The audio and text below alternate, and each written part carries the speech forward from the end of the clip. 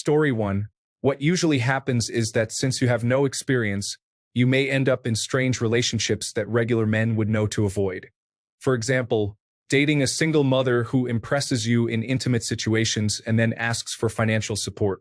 Another example is a woman who pushes for marriage too soon, or someone who behaves erratically, and you think it's normal because people say that women can be unpredictable. Story 2. The only real challenge was self-imposed. I made the mistake of admitting that I was inexperienced. Women do not like to hear that, at least not in my experience. Story 3. Have you ever applied for your first job and been told no because you lack work experience? Yet you cannot gain work experience because no one will hire someone without it. It's a difficult situation. Story 4. I had to deal with a lack of experience and learning to flirt on the fly, like many others have said. The main challenges for me were a combination of fear of success and regret. I was overweight from early elementary school, and that significantly defined my experience with girls and affected my self-esteem in many ways.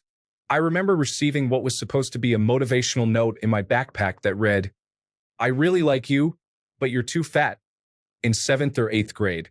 That shaped my life from that point forward. Next, I tried being a friend, as I had been told that it would work as a way to meet someone, and it sounded reasonable. I made a number of female friends who were only ever going to be friends. I had essentially reconciled that since I wasn't attractive enough to have a relationship, I needed to accept that.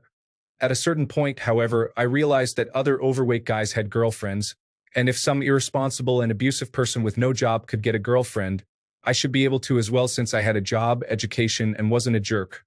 So, I started making an effort in my mid-20s. The strange thing was the fear of success because it meant that all the coping mechanisms I had developed were based on the idea that my lack of attractiveness wasn't my fault, as there was nothing I could do about it. Breaking that mindset while dealing with the normal level of rejection that comes with dating and the regret of realizing my self-imposed isolation was challenging. I empathize with those who have become disillusioned because they have been taught to approach dating in entirely the wrong way and often lack good resources to help them, especially if they are not in the right mental space to use them. In summary, rationally you may know that you are among the top percentage of men in the world due to your education, salary, and behavior, but in an attempt to protect yourself from getting hurt, your subconscious sabotages you at every turn to avoid addressing the underlying insecurity and pain. It gets better, but it takes time. Story 5. Being considered a red flag, as some women may think there is something seriously wrong with me since no one has dated me. Another issue is inexperience, as many are looking for partners with experience rather than someone who does not even know how to kiss. Story 6. The feeling of lost time was hard for me to escape. Finding and meeting women after your college years is more challenging because, outside of certain workplaces, your school years are the last time you'll be surrounded by that many beautiful women in one area. Clubs and bars are available afterward, but the environment makes women more guarded and is more focused on status, so it's not the same. I kept wishing I had taken better advantage of my high school and college years to sharpen my skills and learn how to become more comfortable and confident around attractive women. Outside of that, though, almost everything else was the same, if not actually an advantage. Story 7. Trying to get a date has become more challenging in my experience. Finding the right time to meet, the willingness to connect with a new person, and forming meaningful connections isn't easy as I get older. People in my age group, late 20s to early 30s, also have higher expectations. I have noticed this in myself. The longer I am single, the greater my desires for what I hope my future partner can fulfill. Recognizing this made me take a step back from the dating scene for a while. Story 8. Unique? Not much. Some ask why I never dated. I replied that I don't date. Those I was interested in never asked. Story 9.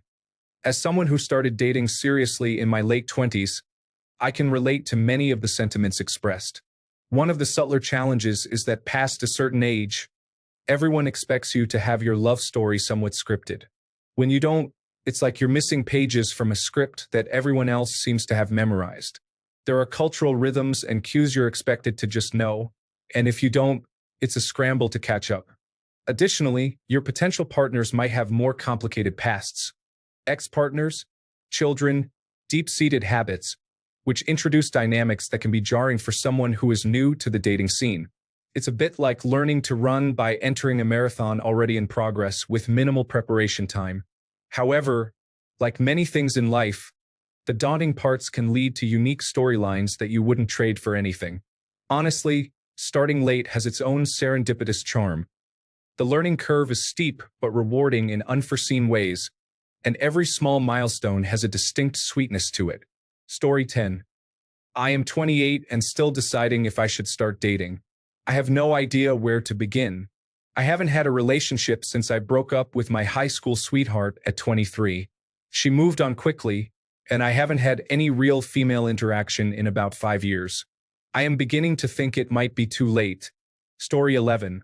There is an expectation that you know what you are doing, but you are still prone to making the same mistakes as a teenager, except you appear less mature since you are not a teenager. By the time you figure some things out, the dating pool has shifted significantly. Story 12. I feel there isn't really a good way to date. The apps are subpar, and girls in bars seem to be there mainly to spend time with their friends. The best approach I can think of, which I want to pursue, is to find a common hobby with women, develop a platonic friendship, and build from there.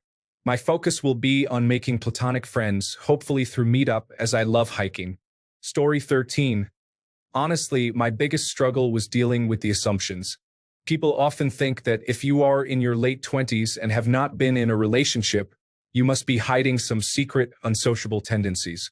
But in my case, I was just focusing on my career and self-improvement. Now, at 31, I feel more prepared emotionally and financially to enter a relationship, but it is tough when dates approach with a checklist of expectations I have not had the opportunity to meet yet. It feels like I am constantly trying to prove that just because my experience comes later, it does not mean it will be any less rich or fulfilling. In the end, it is all about finding someone who sees beyond the relationship history and is willing to grow with you from wherever you are starting. Story 14. The only challenges I faced were the ones I imposed on myself. I didn't have sexual intercourse until I was 23, and I was very embarrassed by it, which constantly affected my mentality. I was too afraid to approach women because I thought when they discovered I was a virgin, they would think I was strange. When I finally did engage with someone, she didn't care about my virginity status, and we had a wonderful time. You realize that the only person who cares about whether you are a virgin or not is yourself. I didn't have my first real girlfriend until I was 25, and once again, she didn't care at all. The only thing she cared about was how I treated her and our compatibility. We didn't last in the end, but it had nothing to do with the fact that she was my first girlfriend. Once more, the only person who cares about your relationship status is you. Story 15. You will be played and used a lot in your 20s if you do not understand women. I know men who were devastated in their 20s, and it took them years to recover. Story 16. I spent most of my high school years and prior years in survival mode, so I missed the boat on many experiences. College was much the same, and I attended a predominantly male college, which didn't help. Neither did my autism. The biggest challenge for me is what I refer to as an Andy Stitzer complex. Inexperience is often viewed as a significant red flag, and the associated stereotypes are prevalent, which led me to try to address my situation with a sense of urgency. It feels like the last area where I am behind. A recent example involves my desire to find people to play games with and be friends, especially since I lost many friends in the preceding months. I met someone and we started talking. She began flirting, and I eagerly engaged with her.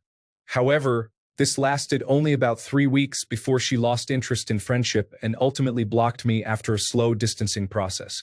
I failed to realize she wanted nothing to do with me. This behavior on my part was misguided, but I understand it likely relates to my current concerns. This seems to be an issue of my overthinking, so I wonder if it qualifies as unique. Story 17. I believe I become more attractive as I age. In my early 20s, I appeared very young. Each year after college, I grew into myself more. As I approach 40, I feel more attractive than I ever have. Story 18. I found workarounds during the time before my first relationship at almost 30. It turned out that these workarounds made me less emotionally available. Now everything feels more distant. However, it also made it easier to end unfulfilling relationships. Story 19. I met my first and current girlfriend when I was 22, and my biggest insecurity at the time was not knowing how to navigate that new experience, as if I didn't have a guide. We are each other's first partners and have been figuring things out together for 6 years now. Story 20. I was 28 years old during my first date and kiss with a woman. I can't recall any moments that weren't simply my own self-imposed nervousness about dating. After a few dates and a few girls, that nervousness quickly faded away. Story 21. I didn't start dating anyone until I was 27. I kind of fell into the relationship, so there weren't really any challenges. Story 22. Recognizing my self-worth, boundaries, and self-preservation are valid. All my actions can affect my partner, and that is a two-way street. Being validated and being understood are two different things. My partner's therapy isn't my own, and vice versa, so my experiences and feelings are valid just as hers are. However, your feelings towards what's happening and what is actually happening aren't the same thing, and that resentment can make both of you look bad. Story 23. I started dating before I turned 30 without any issues with women, except for committing. I am so used to having options that committing feels very difficult. However, I am working on it and I am currently 34. Story 24. The biggest challenge for me was not being accustomed to being touched in a romantic way. I am still not accustomed to it in my mid-40s. Story 25. I didn't lose my virginity until I was 23, and I'll tell you now, women are much more judgmental about body count and relationship experience. I am in my 30s now, and my number is still countable on both hands. I have turned down more opportunities for casual sex than the total number of women I have slept with. I am not into casual relationships at all. I tried it once and never again. Since then, I have only had intimate relationships within committed monogamous partnerships. Women feel the same way, but even more so about men with low body counts and limited relationship experience, as men do about women who are promiscuous. While I do not begrudge them their preferences, standards, and boundaries, I wish they would stop judging me for my preference, standard, and boundary of wanting a partner who also has a single-digit body count. Story 26. I was married throughout my 20s, but dating now in my 30s in 2024 feels like a nightmare. It seems like every woman has some kind of extreme baggage or a troubled past. No one is normal. Story 27. The biggest issue for me was that I couldn't identify warning signs unless they were obvious. I also had no idea how to flirt, which caused me problems several times. Story 28. After a bad experience at 15, I lost all interest in dating throughout high school. Once I graduated, I thought women would have matured more, but I didn't consider that I lived in the South. If you didn't get a girl pregnant before graduation and were forced to marry her, you missed the boat entirely. Story 29. Women of the same age may have already had 5 to 10 casual relationships. Early missteps can lead to being cut off quickly, often within the 3 to 5 date stage. While one is still figuring out how things work, others may have a clearer idea of what they want. Story 30. I was married from 18 to 35 and started dating for the first time as an adult. My biggest mistake was when my current girlfriend hinted that we should become exclusive. I didn't realize that was a thing, so I asked her to be my girlfriend like we did in high school. She awkwardly agreed and waited 6 months to tell me I had skipped a step. Story 31. Honestly, I can't think of much other than the mental limitations I place on myself due to lack of experience and the fact that naturally, you're around fewer women after graduating from school. School is probably the easiest place to meet people because the ratio is often close to equal. In the workplace, you may find environments with only men or only women, leaving fewer opportunities for people to feel comfortable approaching each other. As an adult, you really have to make an effort to date, while as a teenager, you're surrounded by potential partners daily. Story 32. I live in Utah and didn't really try to date until after I finished college and moved out of my parents' basement at age 23. I was too busy with work and school, plus a long commute. With the culture in Utah, I felt I was already late to be just getting started. If people weren't already married, they often seemed to be in difficult situations. Expecting them to have a job, a car with a valid license, and no substance abuse issues felt like searching for something mythical. I struggled to connect with good candidates due to my inexperience and awkwardness, but there simply weren't any available options within a 45-minute drive. Story 33. Girls asked if it was okay to meet my parents but were unhappy when I expressed my discomfort, as I have had no contact with them due to their abusive behavior throughout my childhood. Story 34. Your lack of experience will be held against you. Many women I met thought it was strange that I started dating so late and were not interested because there must be something wrong with me if no one wanted me when I was younger. Story 35. I took an 8-year break after my last relationship and gained weight. I gained so much that I became quite overweight. Adding to that were issues with depression and anxiety, which got to the point where I would just get up and leave groups or crowded spaces. I lost the weight and got back out there. One thing I found odd was that some women thought it strange that I did not want to sleep with them on the first or second date.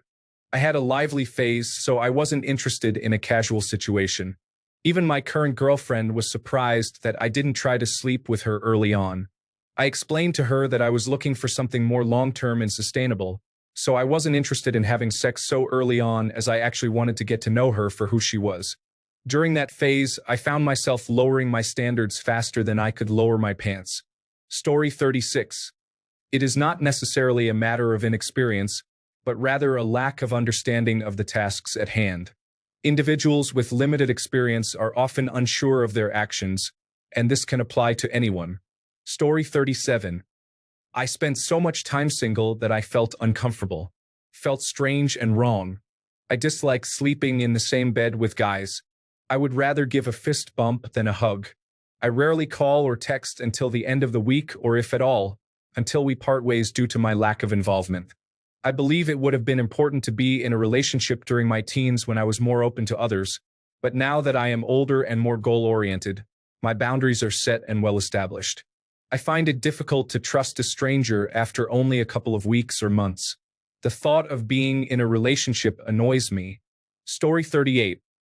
I married my high school girlfriend and got divorced at 28, so I didn't start dating until I was 28. I was clueless, so do you know what I did? I just tried different things until I figured it out. There's no magic answer that will make everything easy. You just have to take action. Fail. Try again. Repeat until you get it right. Story 39. I had a college girlfriend but didn't date again until I was 29 because I experienced social anxiety in my 20s. I found a serious girlfriend at 29, but I messed up by being too critical of her due to my anxieties, which resulted in the end of that relationship after 3 years. I went back to therapy and now I have learned more about myself, relationships, and women than ever. I just started a new relationship at 34. The biggest drawback is that many of the most attractive and securely attached women tend to be in relationships by the time they reach 30.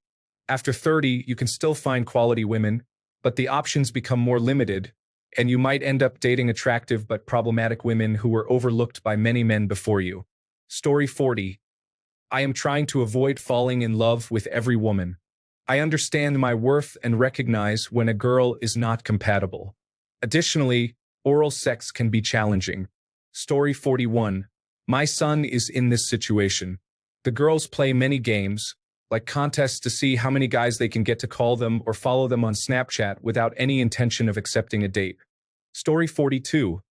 Just don't ever tell women you are inexperienced. If anything, just say it has been a while and move on from there. Story 43. I started dating my now wife at 22. She is my only partner. She was wonderful in guiding me on how to do everything. Thankfully, we were friends for around 6 months before our relationship began, so she knew me fairly well, and many of the red flags that other guys experience when waiting to date were not present for her. The biggest challenge was inexperience. I had to learn how to kiss her, please her, and handle the nuances that dating a woman entails. You have to look out for someone else as you do for yourself. It has not been a perfect relationship. None are, but we are happy together, and I am very thankful for her. Story 44. Lack of experience and many questions about why and how are challenging for me. Being in my late 20s adds to the complexity, as there is no more time to play or experiment. The question of having children is also a matter of time. Story 45. For me, that was a big change. I see that women are more daring and more open to intimacy on the first date.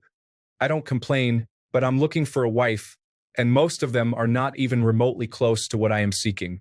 Story 46. I am honestly glad that I waited to truly dive deep into a relationship once I became mentally and physically aware of what I needed. I look at my friends who have just been trying to engage with anyone since they were 15, and it's clear how unhealthy relationships can be for those who hyperfixate on women. Now my old friends and I are nearing 40, and the relationships they have now are quite strange. Story 47. It was clearly a red flag. Prior to my last relationship, I had no idea what those were. I will always pay attention now. Thanks a bunch for sticking around till the end of the video. Remember to subscribe, and until next time, stay awesome and goodbye.